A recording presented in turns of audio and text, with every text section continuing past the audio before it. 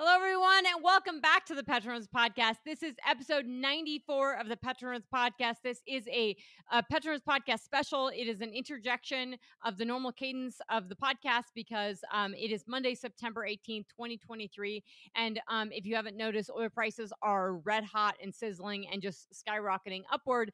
And we are going to get into that today because there's a lot of commentary. And today, there was a couple things that happened. It is Monday, September 18th, 2023. And what happened today was that we saw the CEO of Chevron, Mike Wirth, make some comments on Bloomberg with regards to oil prices and basically said that he could see them touching $100 a barrel. I definitely think that helped impact the market in addition to the Saudi oil minister's comments at the World Petroleum Congress in Canada as well. So there's a couple things going on that we'll get into. And there's also a lot of folks that have been late to the party in terms of trading this. I talk about this a lot with clients in my presentations. So if you've seen them or you hear a podcast that I've given, which is a presentation, you'll hear me comment on the thinly traded volumes, which you no longer actually see on Bloomberg because they're not showing that data anymore. But before, when they had it, you would see WTI and you would see the traded volumes, and you can even go and see CME Group and see it. Whereas back in the day, we're talking, 2 million. It might be 2 million now. It's shy of that. So if you're looking at these volumes, we're seeing those really come up now. And that's partly what's going on, is that you had a lot of folks that were sitting on the sidelines. Everybody's plowing into this trade now. And you're hearing a lot of commentary about hedge funds getting in. Now, there is some comments also that we're getting to these technical limitations where maybe it is being overbought. Now, that being said, it is the supply side that's really driving this. And then obviously the trading elements that are coming into it that are moving these swings upward.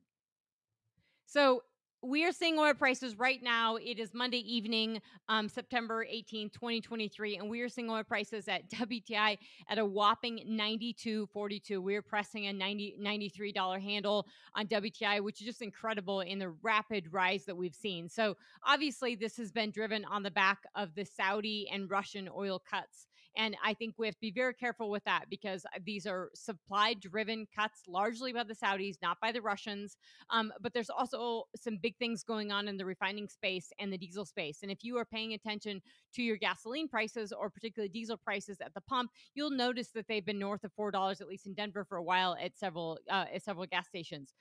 So to some degree, we are seeing actually crude oil just catch up to where the refinery market has been, which we'll come back to in just a little bit.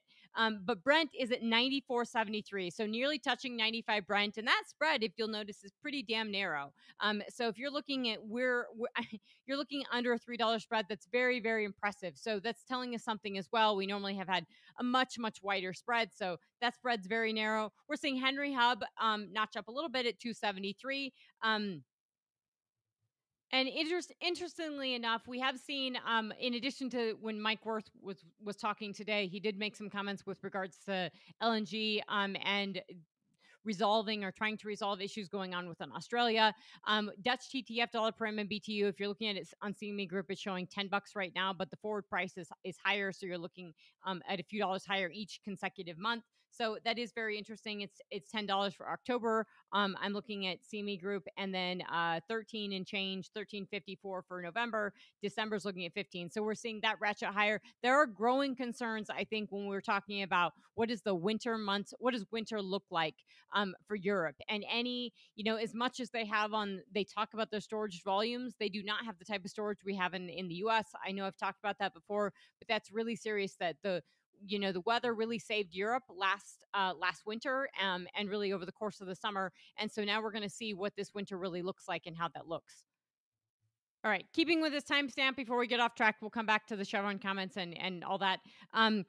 Copper prices are $3.78. I don't think that, when we're thinking about this dramatic rise in oil prices, we have to be very, very careful with what supply or demand, and talking about the state of the economy, which we'll get into in this red hot sizzling oil price episode. And then the 10-year yield, 4.30, we're seeing some real resilience in terms of the 2-year, 10-year. The Fed is going to meet on Wednesday, so it's Monday today. Fed's going to meet on Wednesday. The market and commentators are expecting a hawkish pause. It wasn't months ago. This changes on a weekly basis, folks, but pundits and analysts, depending on your jobs data, depending on your inflation data, depending on the stock market, everybody has a different read of good news being bad news being good news, etc. And so right now the thinking is it's going to be a hawkish pause, and that there'll be another rate hike before the end of the year, likely in November, and then they'll just hold rates through the course of 2024. And then the question is, if we have a recession, will they cut it? Look, we'll get into that as well. But that has been incredibly resilient, and we've seen that flow back into mortgage rates. And if you just Google mortgage rates today, I think you need to be looking around at the houses around you and see if they're moving. But if you're looking at mortgage rates today, you're seeing 8%.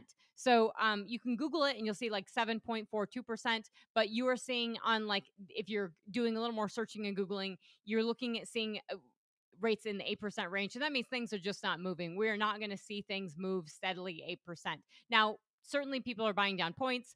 I mean, this was a beautiful weekend over the course of this past weekend in Denver. And I walked around the dog and was studying like crazy, listening to podcasts and books, and did a lot of walking, several miles in the afternoon and evening. And so there were a lot of open houses this weekend, given really nice weather. And, a couple of years ago during the COVID craziness, and even well before COVID, Denver is booming. And when you had an open house, it was just couple after couple after couple in these houses. And now it's maybe a couple, maybe a person comes in. A lot of times it's folks like me. I didn't go in, but a lot of times folks in the neighborhood just pop in. So and there are a lot of houses on the market. At least in my neighborhood, there's as you're walking around in a 3-mile radius, you see quite a few. So I encourage folks to take a look around them and see like how busy is their favorite restaurant, and are these houses really moving? I am definitely seeing some close for sure. It's taking longer time, but these are not the houses that are well north of $1 million are not closing. And I think that's something interesting, because it tells you that the appetite for the folks that do have the money aren't buying it, or maybe it's just not the right house at the right time. But I'm wondering if those cash offers are changing because people are getting a little bit anxious. But certainly, if you are mortgaging something at $1 million, this is just it's just not affordable at this point. And I think a lot of folks, just like subprime auto loans, a lot of folks probably are not getting approved at this 8% range. Okay, so we got to talk about oil prices, and what are the two things that make up oil prices? Oh, well, there's three things. There is the trading and the sentiment, and then there's supply and demand, and there's fundamentals. So I think it is very interesting when you're listening to analysts and you're listening to pundits and you're listening to folks talk about this. You can't. I mean, certainly, if I was Mike Wirth, I would probably say the same thing: is that could we see $100 oil? Absolutely. Now, I do think him being Mike Wirth, the CEO of Chevron, he probably did help push oil prices up a little bit today, and certainly the comments by the Saudi oil minister helped as well, because but really this is the physical markets, right? So we're seeing this tightness in the physical markets that's weighing on obviously the actual market, and then this catch up on the refining side. So if the pressure on diesel, the pressure on gasoline, and really the output cuts that we've seen in the market, the Saudis are the ones that have led these output cuts, right? If you're looking at OPEC, the September monthly OPEC report, or you're looking at the September monthly IEA report, which you have to pay for, if you're looking at that, you're seeing Saudi oil production at actually just under 9 million barrels per day. So that's what they said they're going to extend. They started that million barrel a day lollipop cut in July, and they said they're going to extend that through the end of the year. Now, the Russians came in and said that they would extend their cuts by 300,000 barrels a day by the end of the year. We haven't really seen that materialize. And if you look at the IEA numbers if you look at IEA versus OPEC, they don't match up for actually production, the output from Russia. And Russia says it's exports, not the production. So it gets very confusing. I am not putting a lot of stock and weight into that. But I do think that when we talk about the refined product exports, that could be impacting the market. And I think that when we're thinking about what the Saudis have already cut, and we'll talk about Iran increasing their production in a moment, but what the Saudis have already cut might be those barrels are problematic, right? If we're cutting medium grade barrels out of the market, and we have a lot of light sweet, what we're having is the demand for products right now is not slated in everyone's favor. So in the US, if you're looking at product demand, we have seen some softness. So no matter how you square US product supply, there's a little bit of softness. There's a little bit of softness just over from the price spike we had over the past a year or so, we've had a little bit of softness. That's just, we haven't gotten back to our 2021 highs from driving, a little bit of softness in gasoline, and then just some subdued softness in, not a material downward trend, but a little bit of softness in diesel. Now, that's been more than offset in the US by the other oils category, which is probably some jet fuel as well. So lots of flying in the US, lots of flying all over the world. So we're definitely seeing that. Now in Europe, they drive a lot of diesel vehicles and they have a lot of diesel vehicles. So the diesel demand, we're hearing a lot of stuff out of Europe where they have not had enough diesel, where and so the barrels that they're getting on the refining side they're getting more gasoline. They're not getting as much distillate.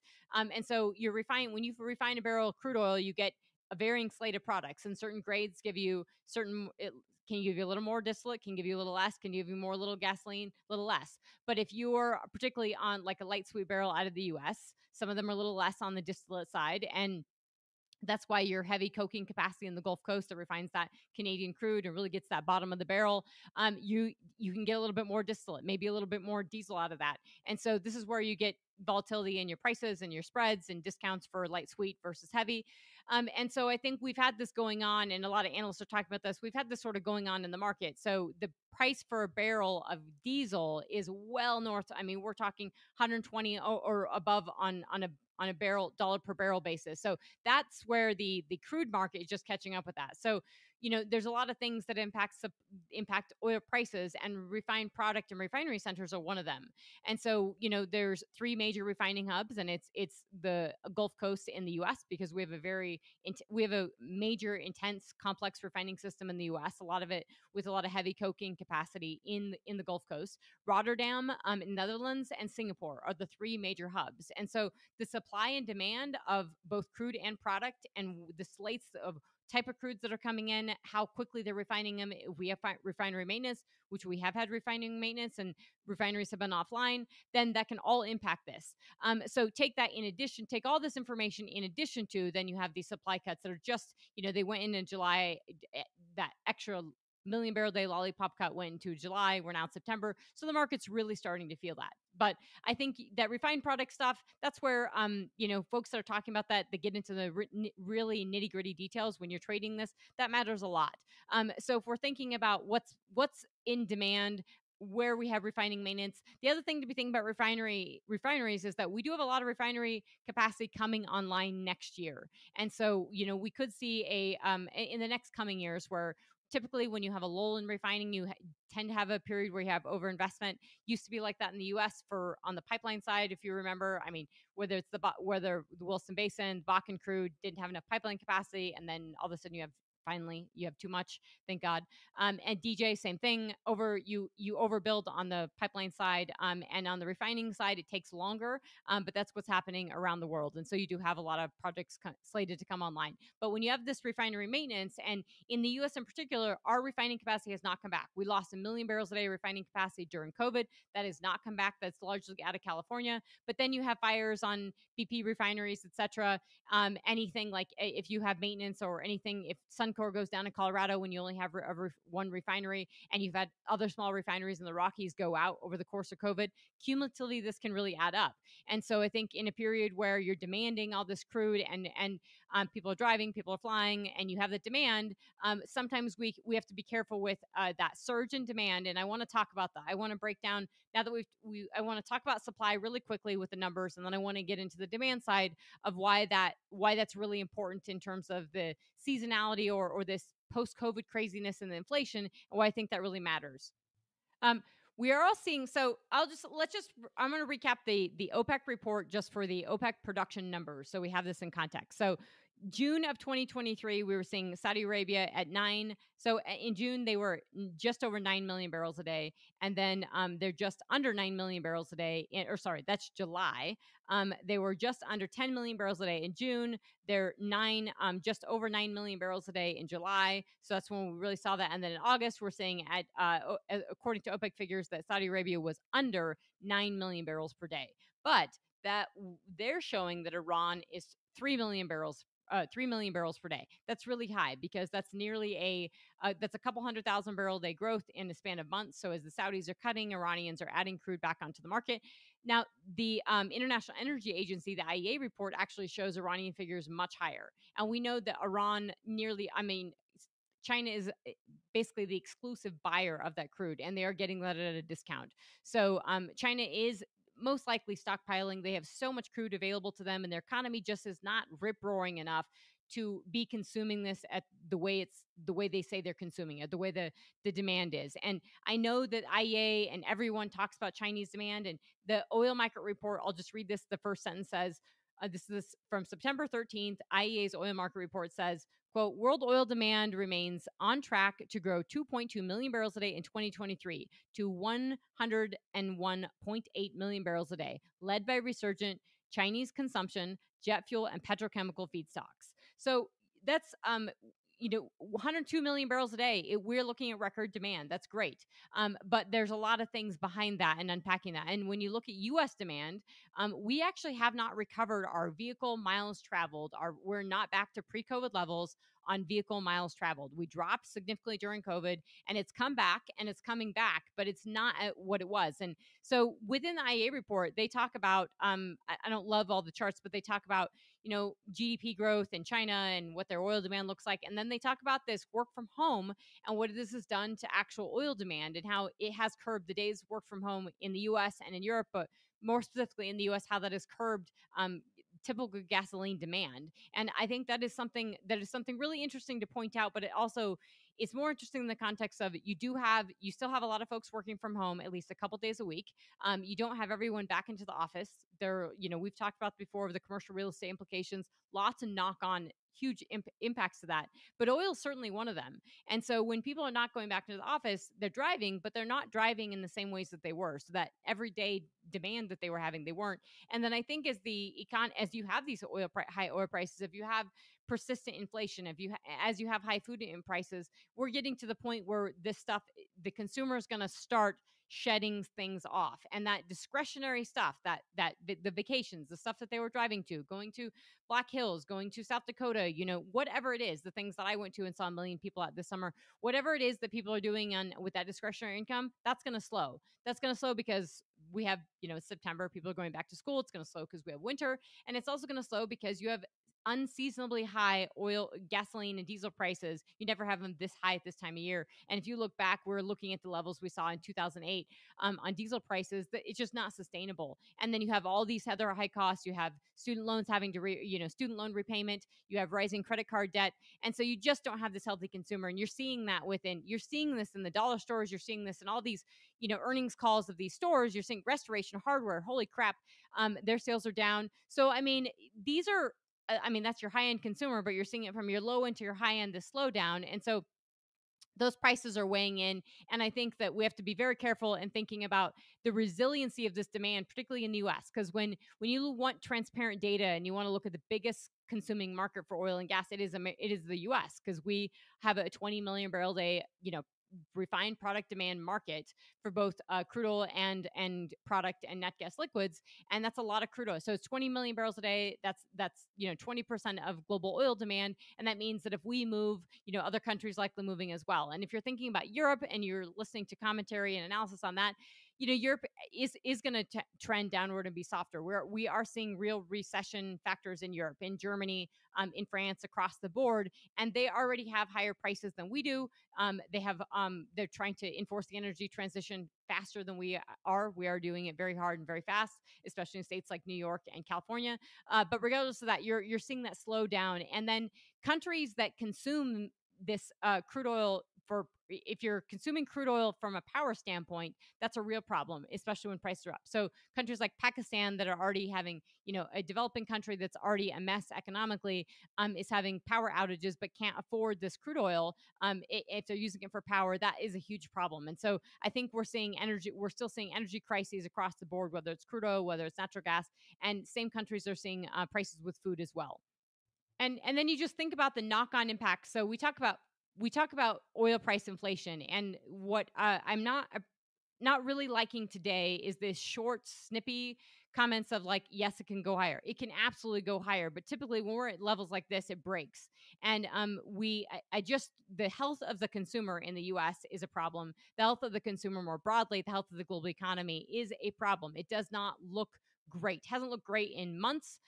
So the demand side isn't what's there. Now the demand side has been really resilient because all the stuff I just said, that the ability to work from home, the flexibility from working from home, the being able to not go to the office Mondays and Fridays, that's allowed people to drive around. That's allowed people, they drive to the grocery stores during the day. They're able to take ample vacations. That's allowed for ample consumer demand from just a driving standpoint and a jet fuel standpoint. And I think as the consumer in the US and globally, this starts weighing on them and these prices go up. And when you really start seeing this on airlines, that's going to be a problem. And so we're going to see that slow down. But there are significant other knock-on impacts to this, and that is that freight costs, right? So your ability to ship things, that those costs go up. If you're putting this on a diesel truck, those costs go up. If you're putting stuff on a diesel ship, these costs go up.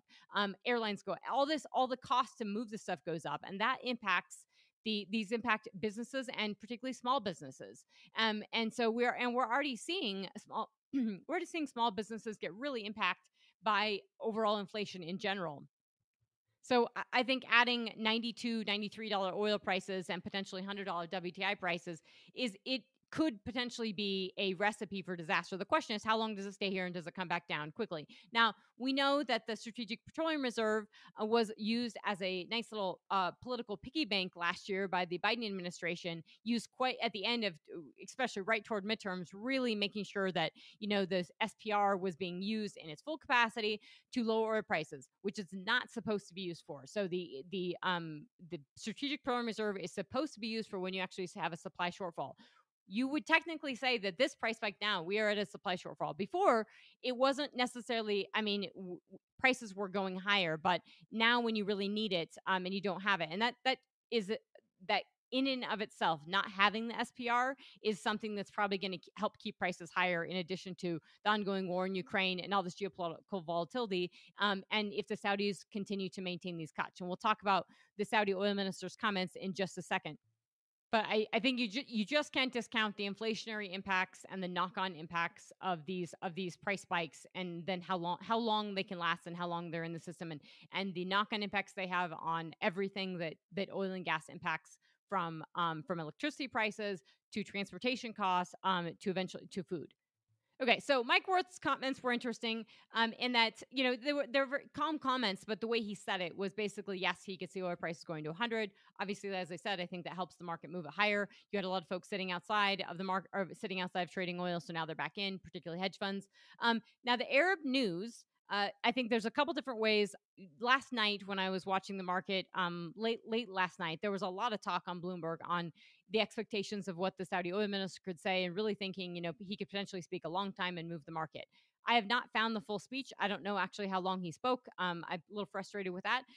But from what I've gathered from a couple different sources, there's some different color on this. And Arab News says that, quote, and this is not him talking, but this is the Arab News saying, Saudi oil minister, in quote, Prince Abdulaziz bin Salman on Monday said the whole world should focus on energy security. So their whole focus on this article, this very short article, is that he's pushing on energy security.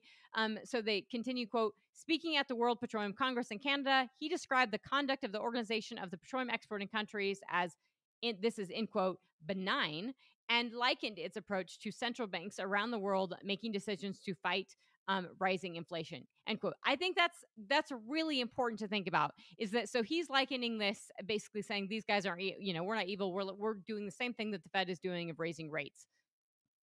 And what's interesting to me is that the comments and the color, if you're Googling this and seeing these quotes, he also says that they say, quote, the jury's still out. This is the fundamental issue.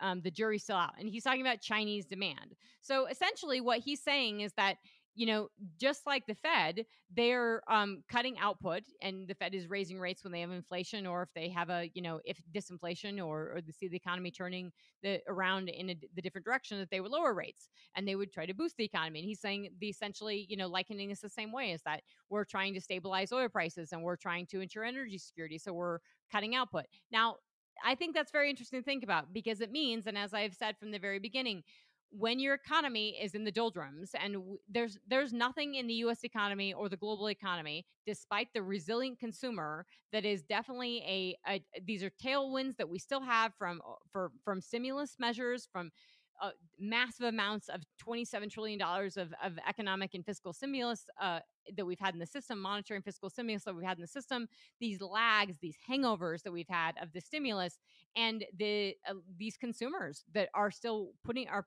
spending on credit cards, are still going out and about, and are really this last hurrah, and this massive this pent up demand from travel. That is certainly, when you tell people they have to stay in their homes in China, when all last year you had people confined to their apartments for up to 3 months in places like Shanghai, over 3 months in places like in the province of Zhejiang. Yes, there's going to be pent up demand, especially internally within China, to travel. We haven't seen that externally yet, but that pent up demand in and of itself, we're still seeing that those bits of it. Now, in addition to all that helped lead to inflation, and now we have all this spewing to the system. So my point is that the Saudi oil minister, he's saying that he's talking about energy security and acting like the Fed. Now, he was cutting, though, and we know this. Any smart analyst knows that he was cutting into a deteriorating oil market environment, knowing that the Chinese economy doesn't look great. And so the fact that he's pointing this out and saying the jury's still out on Chinese demand means that he was getting ahead of this. Now, certainly he's made the comments about traders and fixing the short sellers, and so he was trying to firm up the market. The whole point of the Saudis doing this is that they want to firm up the oil market. They want to make sure folks are not shorting crude oil, and they want to get the market back in line. So they pulled barrels off, and they're trying to get the market back in line, and they want $80+ oil. That's what they're doing right here. But they're not, you don't cut output unless you think the market, unless this is like we have way too much supply, and we don't have enough demand. I mean, it's supply and demand. So if we're cutting output, we think we have too much supply for the given demand. And if demand growth is rising to the extent that everybody says it's just going bananas and gangbusters, I assume that they would think that if that was continuing, that we wouldn't really have a problem, that demand would absorb the supply. But obviously that's not the case. And so when we think about the supply side, we see Brazil coming up. We see Canada production rising. U.S. production is at over 12.8 million barrels per day. U.S. production is nearing our pre-COVID levels. This is a massive gift to U.S. shale producers. Chris Wright was on Last Call on Friday night, and Brian Sullivan did not give him enough time to talk, but he pointed out very, very clearly, which is what's happening across the board, is he says, well, are U.S. producers going to produce more? And he told Brian, hey, they're not going to produce more because they're not given the signals, that they're not given the money, they're not given the investment. The private operators are pulling back, and they do not have the capital or the access to capital to just, spend. And you have a government and an administration in the U.S. that is so anti-domestic oil and gas that the headwinds for these operators are significant. And it is why I am, really, I know I'm preaching to the choir by folks listening to this podcast, but it's why I'm so serious on pushing back on these ESG pressures, because I think even these small ones, these incremental moves are massive. When you're trying to get ahead of these ESG pressures and you're trying to put all this stuff together, and you have to look at the compliance mechanisms of, is it helping you or is it hurting you? Because we hear across the board, I don't care where you go, from the conferences, when I was talking with Dan Romito from the last podcast we had, the next podcast talking with Chris Atherton, the access to capital by operators, and Exxon has now said this publicly and exclusively, is that ESG pressures are impacting folks' access to capital. And we know this from across the board. That's true. So when we're leaning into all this ESG stuff and we're limiting the access to capital, we are exacerbating the problems we have on the supply side. And so, yes, we have $94 oil, $92 oil in the US right now. And we should see operators, we should see private operators hedging at these levels and then drilling and producing oil and increasing output. But their line of sight on the regulatory environment, those ESG pressures and their access to capital are huge infringements. And then volatility. I mean, obviously oil prices are volatile, and we went from 69 in March, and now we're nearing $100 a barrel. So we do have a lot of inherent volatility there. But I cannot underscore enough, and can't underscore enough, line item ESG pressure, energy transition pressure. We'll get into this shortly when I want to talk about the UAW auto strikes and everything going with the energy transition there. How important this is this, it's inflationary. And I think all these ESG pressures, the ability for oil and gas companies to drill and produce oil in the United States of America, the largest oil and gas producer in the entire world, when we are inhibiting that at these oil price levels and when we need it, especially because we haven't filled up the strategic petroleum reserve and because the Biden administration has drained the SPR piggy bank, which I apologize for not finishing that tangent earlier, draining the SPR piggy bank when he sold off a couple, over nearly 300 million barrels a day, million barrels last year, at basically a million barrel a day. And now we've sold that off, and now we could tap into that for what we have left, but we only have about 18 days of demand cover when you are looking at a 20 million barrel a demand market. So that is a problem. Now I'm going to come back and switch gears to what we were talking about after that rant on ESG. This is World Oil. So this is their take on this, and they use a different quote from the oil minister, and this is their quote: provocative, preemptive, and precaution. These three words will address how we are attending to the situation, knowing there are uncertainties coming from multiple directions. They also say in the same article, they say the jury mentioned the jury is still out on China. And then they say on the sidelines that he says, quote, real numbers illustrate the markets, that they need to see the real numbers before they basically make any choices. So, the rhetoric we heard before the Saudis went ahead with this extended lollipop cut, which really drove the markets higher on this. The rhetoric we heard when they did the first lollipop cut was that they were very confident in the market, and they were very confident in their comfortability in the market. They wanted to make OPEC bigger and have more members, and that they, were just talking confidence.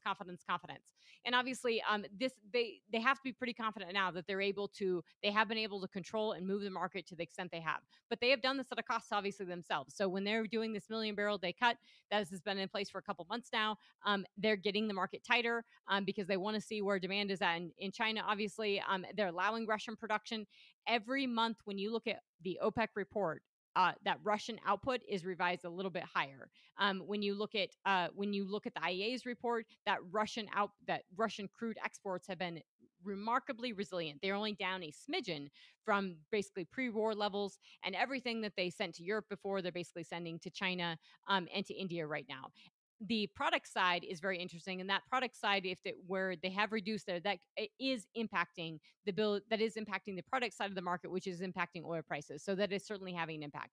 That being said, now that oil prices are as high as they are, we are seeing, Iran. The U.S. just did a deal with Iran to give them $6 billion of. We had this money frozen, oil money frozen, and exchange for, we gave them $6 billion and we traded we did a prisoner swap.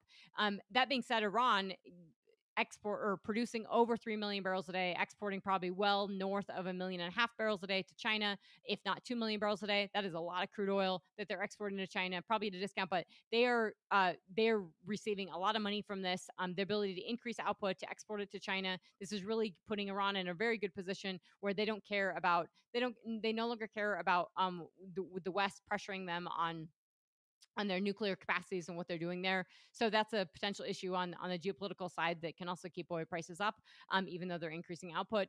And we are seeing the ability for all these other countries to basically increase output and supplant. And how long the Saudis will go along with this is a bit of a question mark. So yes, they want to get the market realigned. Yes, they want to get stability in prices. Yes, they want to get some footing.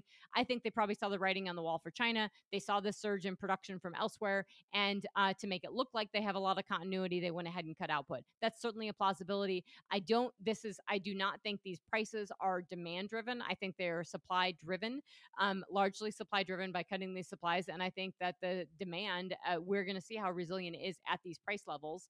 And it has been remarkably resilient, but I do think this is the last hurrah of that sort of pent up driving post-COVID everything. And now we're starting to see the real impacts of these inflationary pressures, in addition to another ramp up in high oil prices. And, all this stuff sort of works until it doesn't. So, you can keep with high oil prices as long as natural gas prices are lower. Now, if natural gas prices ramp up and you continue to have these very high grain prices that we're seeing, or these grain issues, Nigeria is having a serious issue with inflation. They're having a serious issue with access to electricity, with power generation. They're having a serious issue with access to food and food inflation. So I mentioned that with Pakistan. You're seeing this in South Africa. So, but we talk about Europe now. If if we have a spike in natural gas prices over the course of the winter, this is all going to be a mess. And then you could continue to see pressure on oil prices because if they don't have enough natural gas supplies. Now they say they're stored, but I think we need to keep that in mind. And I will point out that I did see on Tellurian's comments, which they put their little note out every. So they put the little note out, and this is my back to my ESG rant on pushing back on the ESG thing. And I think this is important, is because I've made this comment that if you are following if you're following investments from European companies investing in the Middle East, it's massive, right? European oil and gas companies, even though they have constraints on how much money they can spend and what they're able to do because of all their energy transition and ESG pressures that impact them down the pipeline. They're still investing massively. You're seeing Total Energies invest $27 billion in Iraq, which they'll probably never get out. You're seeing Exxon finally get their exit deal with Iraq. But the point is that I've made this comment a lot about Europe, is that, when I was in February or March of this year, when I was at the Colorado School of Mines, they had a responsible natural gas forum, or they called it responsible gas, whatever they wanted that to mean. And there was so much talk about measuring our gas here, measuring the methane emissions of our gas and having these certified clean molecules out of Colorado, which I didn't think Colorado was competitive at all because we're so far from the market and because all the molecules that are closer to the Gulf Coast are going to get exported. And that's the market's the market. So, but that's the talk. And then there were folks, even somebody from the EU had even chimed in and said, yes, we want these certified. We want the US to have certified green, molecules that we're going to import if we're going to import this from the US. Now, they do not have those standards on the rest of the world. Europe is certainly not. Europe is still buying LNG cargoes, liquefied natural gas, from Russia. They are still buying refined product from Russia. And you can sure as hell bet that they do not have green methane, measurement certifications on those LNG cargoes or that crude. So the fact that the US would even be okay with complying at all, and the state of Colorado leaning into that, it's total BS, and it's wrong, because we need to be pushing and acknowledging to the world that we need more oil and gas. Yes, can we do it better? Absolutely. But the problem is, you're not necessarily, you have to also talk about, you're not necessarily going to get favored. You can talk about that, but you may not get favored. You may reduce your methane emissions, you may get certified, but you may not get favored. And I think the real important point here is that, and this is why I bring this up, is that this note from, and I haven't got to dive into this, but this note is from Tellurian, and they say, this is their quote, they say that Valero also commented, European companies are reluctant to sign 20-year supply deals due to EU decarbonization targets. And they say that, in a second, I'll get to the ConocoPhillips comment, but I've been talking about this a lot about I'm through the course of the last year or so, when people say, great, the LNG market looks awesome. The US is going to be export all this LNG. Yes, that's wonderful. And the market, the long-term nature of the market is telling you that gas demand is very, very real. It's going to be here for a really long time. And if like ConocoPhillips and other companies, they're betting on it, right? This says that ConocoPhillips secured a regasification capacity for 15 years, LNG terminal in the Netherlands starting in September of 2031. So companies are investing in this for the long term. But the point of Europe on their decarbonization efforts being hesitant to do anything, we've seen that.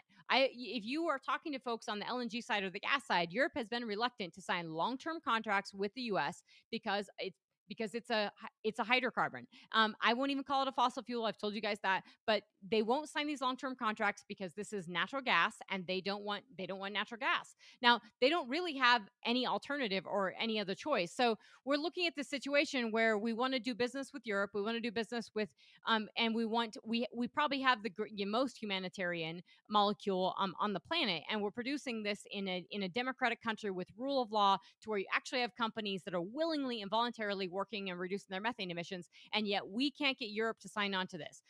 This is a huge problem that needs to be addressed on an educational basis, needs to be addressed on a political basis, and we need to be working on getting these molecules exported out of the US, because Europe is going to get these molecules from, they are getting them from Russia. They're going to continue to get them from the Middle East, and they're going to get them from Africa. And those don't have any certification, which is just ridiculous. So that is a huge problem. And just a point I'm making on, when we talk about all the stuff we're doing on the certification and everything, you have to ask, I'm not saying not to do it. I'm saying, what is the point? And is it really to help the business, or is it to put them out of business? And to this point, for Europe, this has not helped them in getting more of this. There has continue to be pushback from Europe on their decarbonization efforts and the ability to accept more LNG from the U.S. Now, that being said, I think this is a little tricky because in the context of seeing these really high oil prices and talking about demand, we do know that demand this year is very high. And we know that we've hit record demand demand, we have to be a little bit careful about that because we always look back and we revise it. So we may find that demand was a little bit lower, but demand, the IEA is projecting demand to be actually hit over 104 million barrels a day next year for crude oil demand globally. But the point is, this year we've had this rising demand, and so that all this is counterintuitive to this whole decarbonization and energy transition narrative that we keep hearing about. And so I think it's really hard for the market, right? Is that you hear the demand is really high, you hear all the talk about the energy transition, you hear all the decarbonization efforts that are in place, and this gets me to the point of the autos that I want to talk about is the UAW auto workers, where we're at and what's going on the auto side is that they are right in the crux of this energy transition quagmire of what's going on, of exactly where there's a lot of talk, there's a lot of rhetoric, there's a lot of hype, there's a lot of push to invest in electric vehicles, and yet the demand is not on electric vehicles. The demand in the U.S. is on, and actually globally, maybe not for Europe, but the U.S. particularly, the demand for autos is trucks and SUVs. So the UAW, United Auto Workers Union, that guy's getting famous, that's running that. He has led the United Auto Workers Union to strike, which they did as of Friday. They did that as of last week. They've been now on strike for 4 days. And you have GM and other auto manufacturers in Detroit that are being impacted by this. I think it's the Chevy Colorado that's being impacted in terms of production. It's also Jeep. So these are electric vehicles. But the point, I'll get to this in a point where electric vehicles stand in this.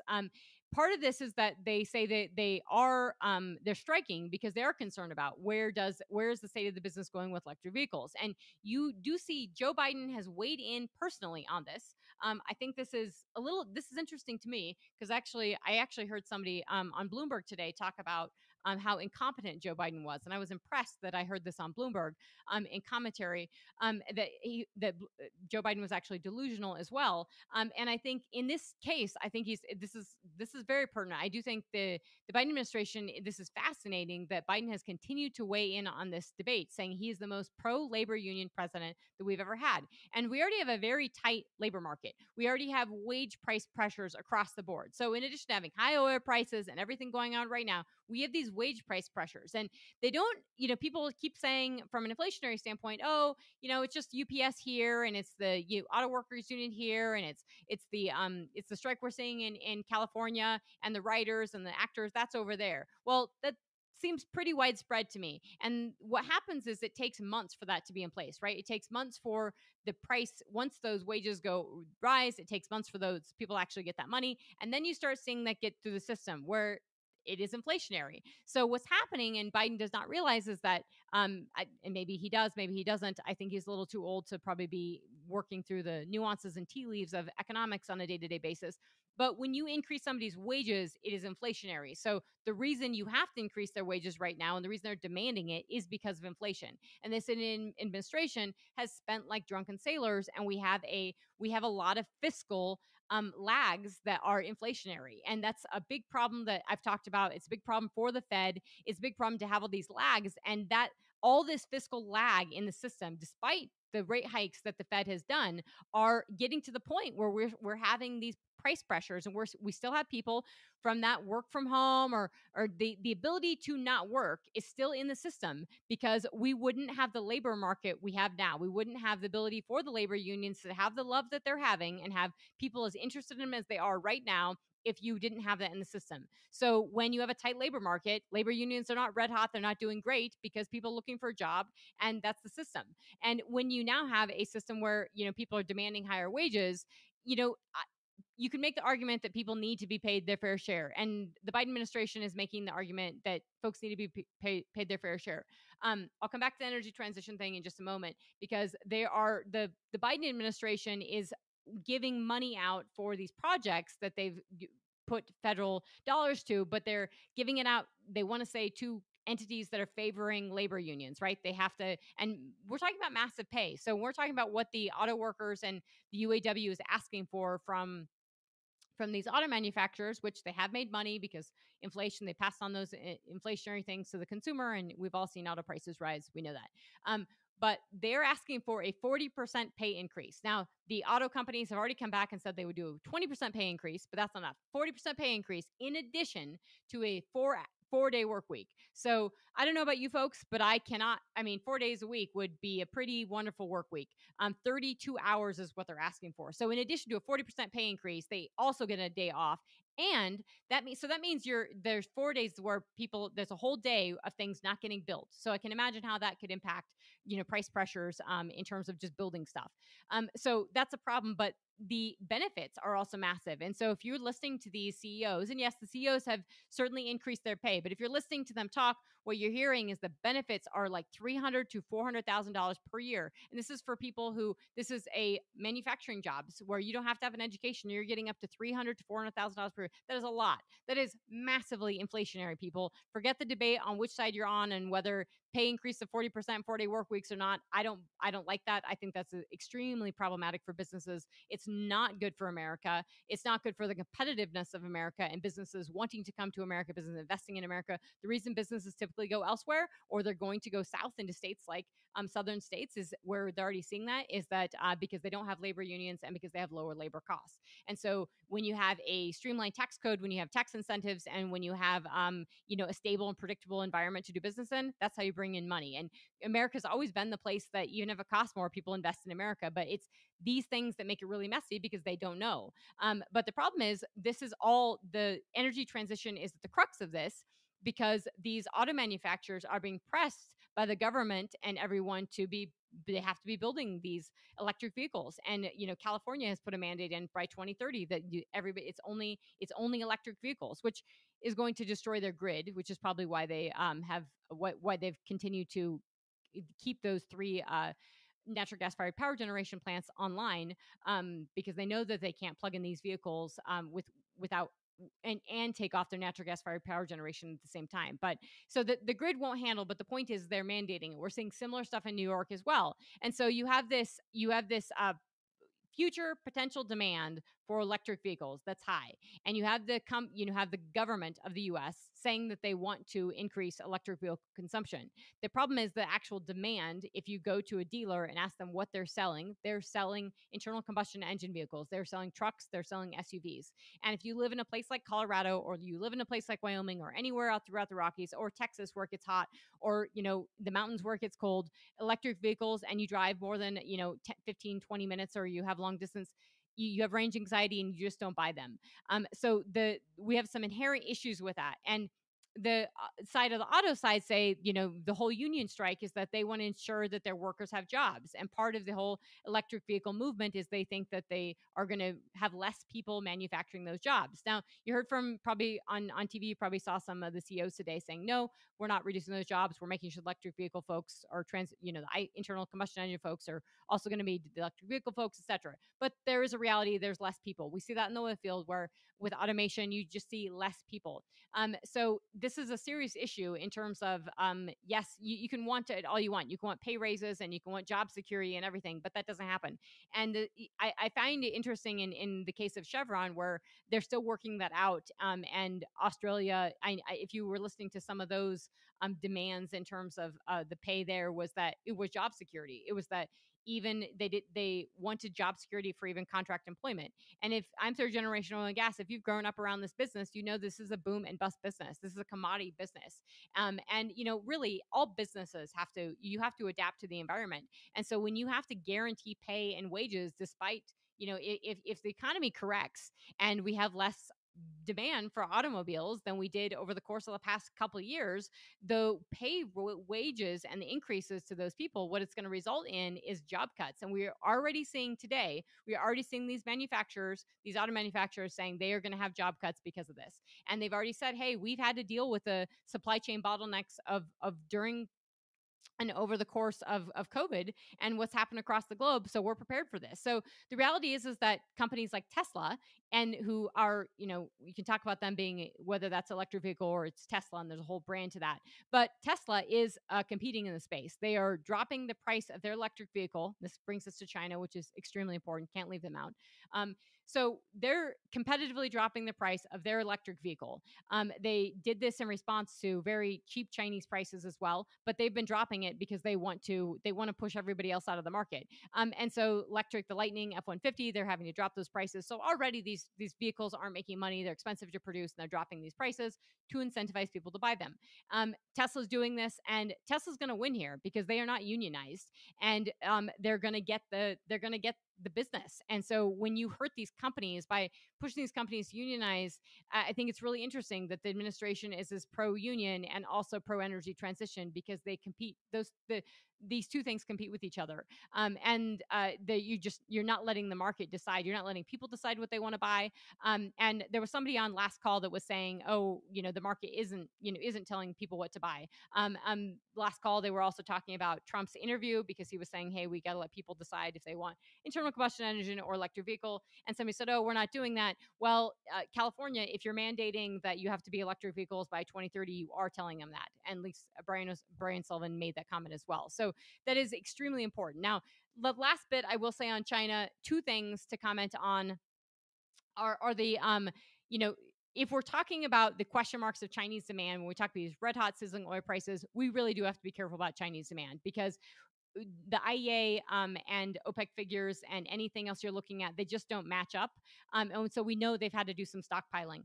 And we also just know that the sentiment around China is extremely poor. And we're seeing a really mixed bag. Whether you're talking, if you know of anyone who's went to China recently, please ask them, what they see, what's going on. What you hear on the market is a lot of people on the tech side come back and they say, it's pretty good. But I've heard people say that the business sentiment is just absolutely horrible, that it's much, much worse and much more palpable than people realize. And that means, aside from writing people checks and just getting them to spend, it's going to be really hard to get this economy really revving. That being said, that doesn't mean they are not invested. That doesn't mean that people are not spending. That doesn't mean people with money that have saved money are now out there on their leisure activity spending. And that does bode well for gasoline demand and for driving around China. And it's a huge country. So certainly we would see that pent up demand. Now, the question is, how long does that pent up demand last, and how sustainable is that?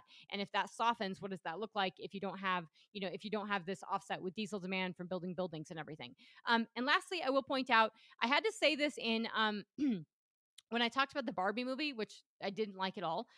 But when I talked about that and I listened to the CEO of Mattel talking about that map, and that, the map that they showed for a really long time that was controversial. And yet the CEO was saying, hey, basically we did do this map for China.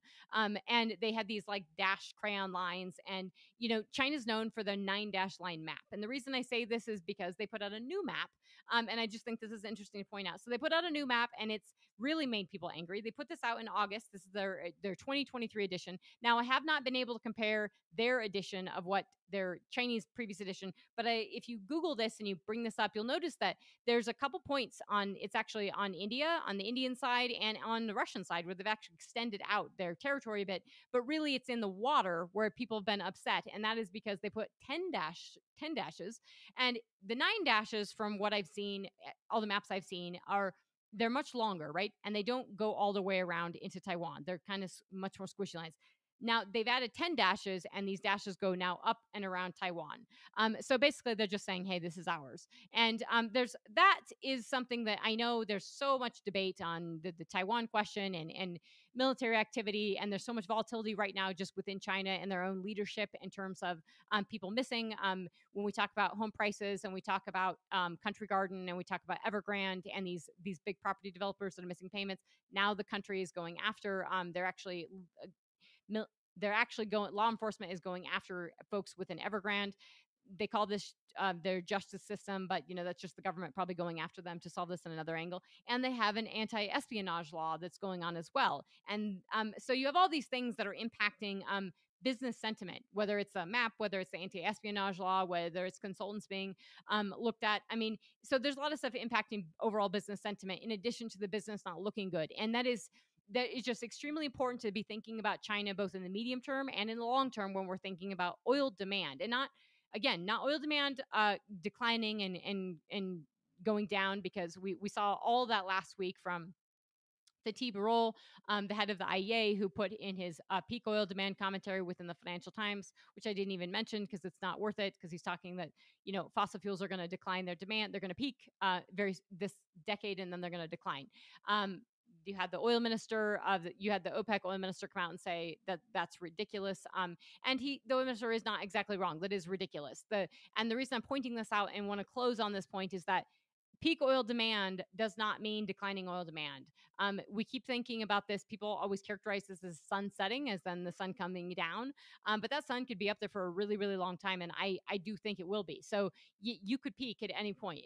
Picking that peak is less relevant than thinking about where does the demand growth come from? Do we have demand growth, or do we just hang out this 100 million barrel a day market? And that means that it's that understanding of that and getting folks and market participants and industry and folks outside the industry and investors to really appreciate that, so that we continue investing in this business, so that we continue to have 100 million barrels a day of product and supply on the market, so that we don't have energy crises and shortfalls, and that people can consume and live, and businesses can grow and thrive. And with that, thank you guys so much for listening. I really appreciate it. I will keep you up to date on these sizzling hot oil prices. And we have Chris Atherton, which will be dropping next, which is another fantastic podcast. Going forward, we are going to be doing a 2 podcasts a month cadence, kind of what I've been doing anyways, even though I call it weekly. But we'll be doing two podcasts a month. I will be doing the short videos, promoting them, and I will be doing monthly sponsorships for the podcast as well. Super pumped about it. Really looking forward to it, and have a slug of awesome guests coming up. So talk to you soon, folks. Have a wonderful week. Bye.